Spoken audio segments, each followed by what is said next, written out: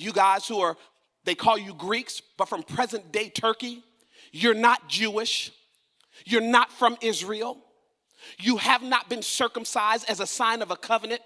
You don't look like them. You don't talk like them. You haven't done all of the things that they did to prove that they have the right to be called followers of God. Remember what it was like, you Gentiles, when they called you uncircumcised. Uncircumcision was a sign and a rite that showed that I am God's people. Now, it's okay if you were God's people, but what does it look like if you were not uncircumcised? And it says you were called uncircumcision by the people who were circumcised. So now they're looking down on you. See, and at that moment, you were without Christ and you were aliens from the covenant. You were aliens from the promises and the privileges that come from being followers of God. You were strangers to the promises. All of these promises that we talk about, we read about, we pray about, we call out and say, God, I want that for my life. It says that back then they considered you strangers and you had no access to the promise. See, without Jesus, this gives us a picture of what it means to have or be in an alienated society.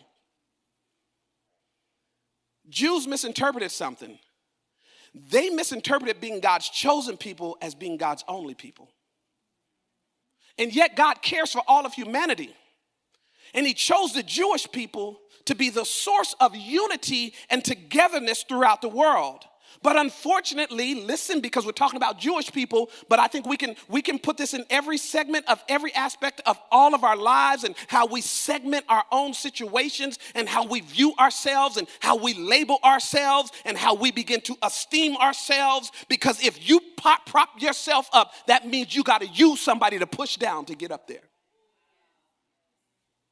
Unfortunately, they missed it and they began to create distinctions between them and between others that God did not create. They began to call these people circumcision and uncircumcision. These were markers that showed whether they had the right to be called God's people or if they didn't. See, here's the issue. Gentiles were uncircumcised versus Jews who were.